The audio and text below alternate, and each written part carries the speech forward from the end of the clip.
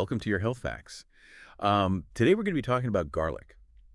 It's got a pretty big reputation as a superfood, Mm, but we're really going to do a deep dive into what are the actual health benefits? yeah. And more importantly, how can we actually maximize them? Garlic really does offer, a really interesting variety of scientifically validated health advantages. And these advantages really stem from its organic sulfur compounds. So these compounds, they really equip garlic with the ability to combat infections. They help mitigate inflammation, and they can even play a role in diabetes management. Hmm. Research has even, shown that garlic has potential in preventing certain cancers, things like stomach, colon, esophageal, pancreatic, and even breast cancers. Garlic also, it offers some cardiovascular benefits. It can help reduce blood pressure and even cholesterol Oh, levels. that's incredible. Yeah, and the really interesting thing here is that maximizing these benefits that we've just talked about, it really hinges upon how we prepare and consume garlic. And this kind of leads us to some of the common mistakes that people make that impede unlocking its full potential. That's a great point. So, I mean, what is the key then to Yeah. unlocking these garlic benefits? Well, one of the key compounds in garlic is called allicin, and it's formed when the garlic is crushed, chopped, or chewed. And it's really, the star compound responsible for many of garlic's health benefits. But here's the thing, allicin is actually really short-lived. Once it's activated, it starts to degrade pretty quickly. Hmm. And unfortunately, a lot of people unknowingly destroy this allicin through some common cooking and preparation mistakes. Oh, I see. Yeah, one of the biggest mistakes is overcooking garlic. There's an adage that says cooked garlic is lost garlic. And it really holds true. Heat can really diminish allicin's potency. So to preserve its benefits, it's best to add garlic towards the end of cooking or even better, incorporate it raw into your dishes. Mm, And, equally important is the method of preparation. Crushing or slicing garlic, it really maximizes the nutrient release, particularly allicin. that makes sense. Allicin contributes to a robust immune system, and it can offer protection against, common ailments like colds, the flu, and even heart disease. Oh, wow. Yeah, but, nowadays a lot of people, they opt for the convenience of pre-peeled garlic, but this convenience, it comes at a cost. Right. Pre-peeled garlic, it typically has a lower concentration of allicin, and it also has a shorter shelf life. So, this impacts both the flavor and the nutritional value. I see. Additionally, it's more susceptible to bacteria and fungi due to improper storage. So, really choosing fresh whole garlic, it really ensures optimal taste and health benefits. So it seems like, we're talking about maximizing these benefits and kind of avoiding some of these pitfalls. I mean, one thing that I always think about is washing garlic. I mean, is that something that we need to be concerned about? Yeah, that's a great point. It's absolutely crucial to wash garlic thoroughly before you use it. Okay. Garlic, like other produce, it may carry residues on its surface from the soil, from pesticides, and from chemicals. Right. So washing, even if the garlic is organic, it removes these residues, which ensures its safety for consumption. I see. And keep in mind, the skin doesn't completely shield the garlic from potential contaminants. So, washing is always a good practice. Okay, so we've talked about some of the ways that we can prepare it and, obviously washing it.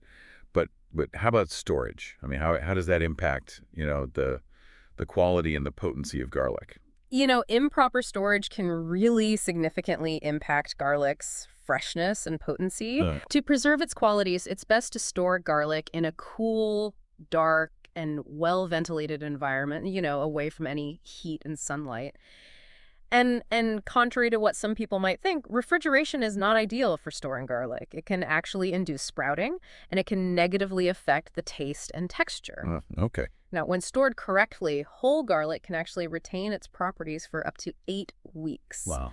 While peeled garlic, it has a shorter shelf life of approximately 10 days. Okay. So, it's really important to consider those factors when you're thinking about maximizing the lifespan of your garlic. It's interesting you mentioned about, maximizing the lifespan.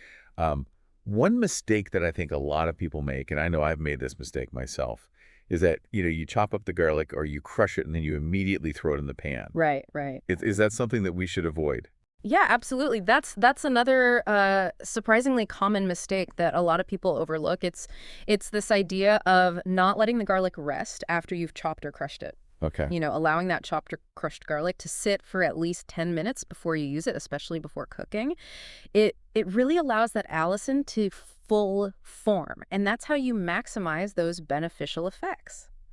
It's kind of like letting the flavors develop. Yeah. You're really giving those compounds a chance to really, reach their full potential. So it sounds like there's a lot to think about when it comes to preparing and consuming garlic. Yeah. But are there any, potential downsides or things that we should be aware of? I mean, I know, I've heard that garlic can interact with certain medications. Is that something that we should, be cautious about?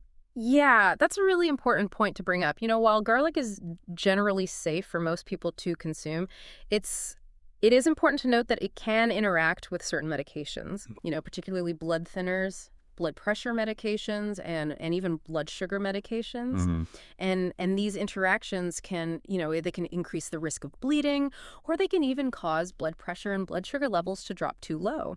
I see. So, it's always a good idea if you are taking any of these medications to consult with your doctor before you start consuming large amounts of garlic. Okay, so it sounds like moderation is key, like with anything So else. exactly. So we've talked about all these different aspects of garlic from preparation to storage to even potential interactions. But I think for a lot of people it can still be kind of confusing when you go to the store and you're faced with all these different types of garlic. I mean, is there anything that we should be looking for when we're selecting garlic? Yeah, absolutely. Selecting the best garlic, it's paramount. When you're purchasing garlic, you really want to choose those fresh, firm heads with tight skins. And you definitely want to avoid garlic that's soft or shriveled or has begun to sprout, Oh, great. because those are all indications of a loss of freshness and nutritional value. Hmm. So, just like with any other produce, you really want to go for those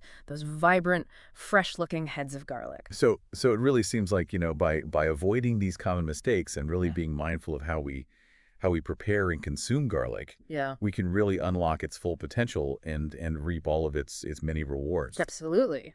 I mean, I'm thinking back to everything that we've talked about, from its potential to support cardiovascular health by potentially lowering blood pressure, to its antioxidant properties, Right. to even protecting against certain cancers. I mean, it's amazing to think that this humble ingredient that we use so often in our cooking can actually have such a profound impact on our health. It really is remarkable. It can also act as a natural antibiotic, helping to fight off infections. Right. It can be a really useful remedy for colds and the flu, Hmm. and it even contributes to a healthy digestive system. Yeah. So, it's really a versatile ingredient with a wide range of benefits. It really is. It's incredible to think about,